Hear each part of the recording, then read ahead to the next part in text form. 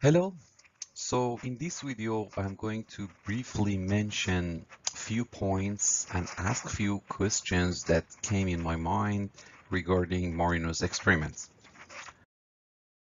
Uh, Last week, I analyzed some of Marino's most recent recording from wild type and swab mice, and I tried to calculate uh, K half for sodium, Vmax, and Hill coefficient based on the data from sodium loading and unloading phases, uh, or first derivative method. My understanding so far is that the result you get from sodium unloading curve uh, is more reproducible than data from sodium loading curve. Overall, I would say that K half is 7 to 15 is in 7 to 15 millimolar range when you do pump current versus sodium like this. Uh, but when you do first derivative versus sodium, the range is between 15 to 25 millimolar and with lower variations. I think the result from sodium decline curve is more trustable for two reasons. First, based on the assumption of 5 to 10% active pump during rest, and based on the assumption of 10 to 20%, 10 to 20 millimolar sodium during rest, my calculation predicts that sodium affinity should be higher than 20 millimolar.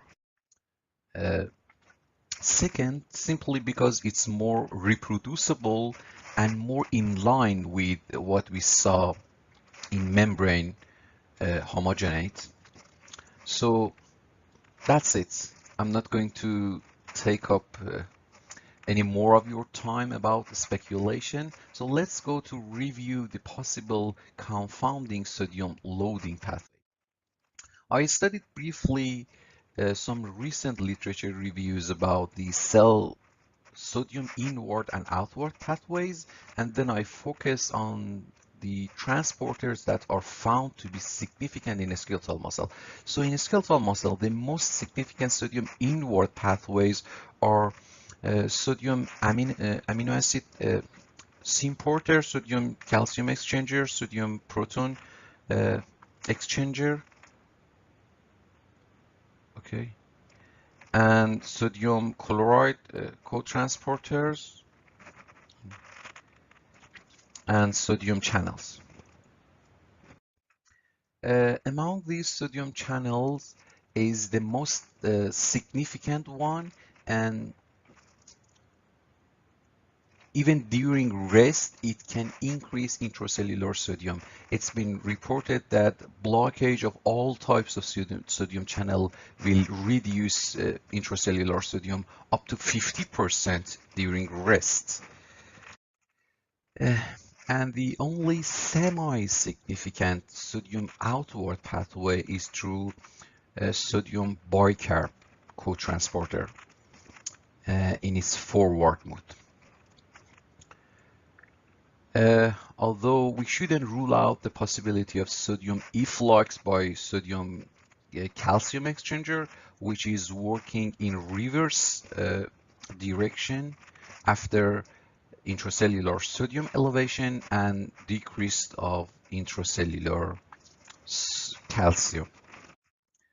Now let's imagine what's going on in Marino's system in various phases of the experiment.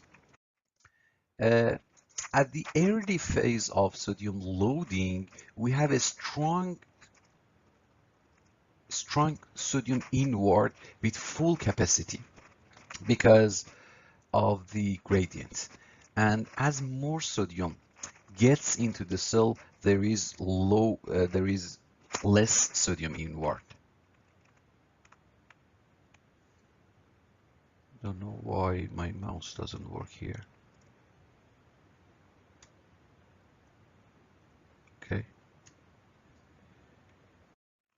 We probably have a modest and constant sodium outward through sodium bicarb because it doesn't have anything to do with sodium gradient, and it's just it just want to adjust cell pH and volume. And when potassium is introduced, of course, sodium potassium ATPase gets activated, so we should have a large uh, influx of sodium first, and then smaller efflux at the lower sodium level. But let's not forget the other forces are still there, meaning we still have some inward and outward leaks. So at the earliest stage of unloading, we probably have a relatively smaller inward leak, and again a constant outward. As the sodium gradient increase, we will have a larger inward leak. So the central question here is what caused this plateau? After 3 to 5 minutes of the onset of sodium potassium ATPase activation. As Marinos suggested last week, at low sodium level, pump is thermodynamically limited to work against a steep sodium gradient. The other explanation might be that there are several active and passive inward and outward sodium current that reach to equilibrium at low sodium level.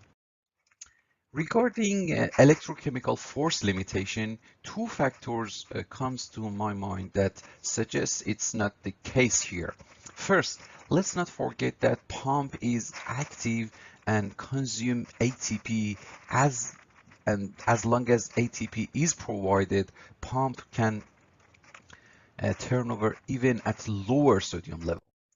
Second, and probably more importantly, at low sodium level, pump is fighting against a close to 30-fold sodium gradient, 150 out versus 5 in. So this is normal for pump in physiological condition because potassium concentration is almost always potassium gradient, is almost always steeper than this. 150 versus 4, 150 in versus 4 out.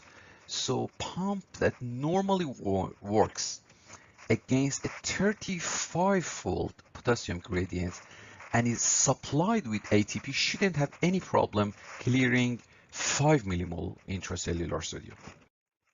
Now let's predict what would happen if we remove sodium from the solution during the active pump phase. By removing sodium, we eliminate inward currents. And this removed current is probably nonlinear because it will be affected by dynamic change in sodium gradient. What about outward sodium current? Probably outward sodium current is still there and is going to be constant and linear. Because it doesn't have anything to do with sodium gradient, but it won't be linear if we promote sodium calcium exchanger forward activity by removing sodium from solution. So it's complicated, but it's worth trying. So by removing sodium, we eliminate non-specific inward sodium overall, but non-specific outward is still there. And we would expect to see a steeper slope all over the active phase, which means faster sodium clearance and larger DNA DT. What about non-specific outward current? We can measure non-specific outward current by treating my fiber with Wobin. So we have no extracellular sodium here, and therefore we have no further sodium accumulation. In absence of pump, all the sodium clearance would be due to non-specific sodium outward leak.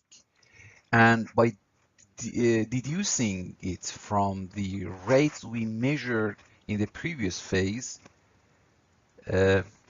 we will get a completely specific work of pump without inward and outward leak. So Marino had some concerns about the usefulness of Wobin in this setting. In addition to what I mentioned before, it's going to be a good control because by removing sodium, we are reversing sodium gradients. And if a portion of sodium clearance is due to the outward leak that follows the gradient, we have already quantified those currents by introducing Wobin. The next question is it worth to do this? Or in other words, how big might be the effect of sodium removal? I think about it this way. Let's imagine we are not going to remove sodium, and also we are not going to activate pump by 20 millimolar potassium. So cell continues to absorb more sodium through different inward and outward pathways until it explodes or gets to an equilibrium point. Now imagine we do activate pump by potassium and we get this curve. The only difference between loading and unloading phase is only potassium. So all the forces that brings sodium into the cell so rapidly are still in play here and continue to bring more sodium. The only difference is that pump counterbalance more efficiently, and the overall effect is decrease in intracellular sodium. What I'm trying to say is that the inward pathway is significant.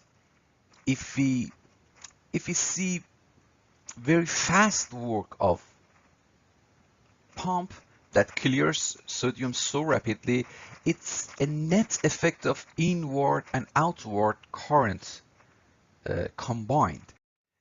And a pure work of pump should be way larger than what we see here in order to be able to counterbalance such big inward leaks.